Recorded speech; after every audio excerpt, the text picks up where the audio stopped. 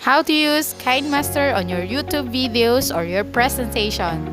This is only an introduction to Kinemaster. Don't forget to like, subscribe, and hit the notification bell para updated ka sa mga bagong lessons ko.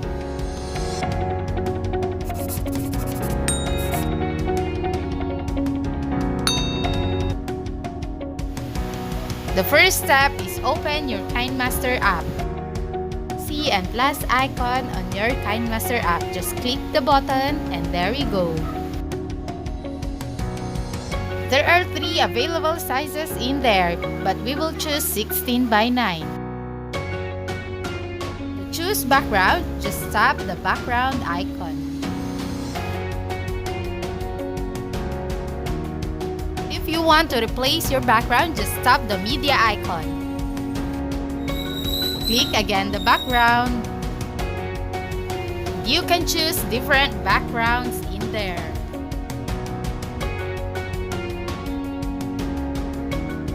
If you want to add different features on the background, just tap the layer icon.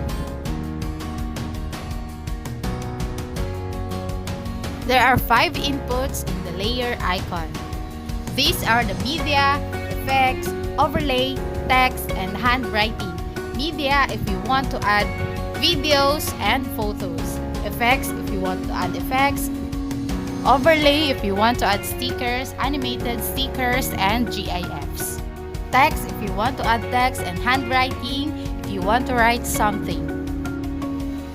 Since I already introduced the 5 input of the layer, let us now explain how to use each of the inputs. If you choose media, you will see photos that you downloaded and videos that you want to input on the background.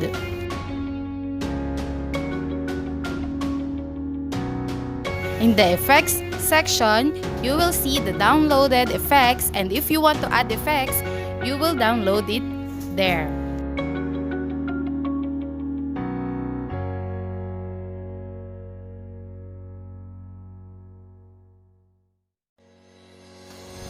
Next is the overlay section.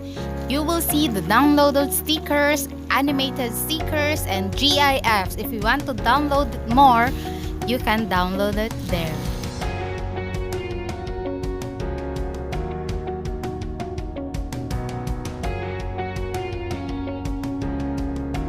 Tap the text icon and you will see a different fonts that you can use to your texts.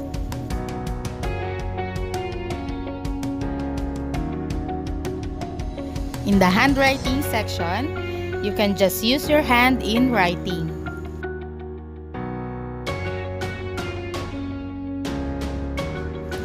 And now I am done explaining the different features of Kinemaster app. Now I will teach you on how to export your videos.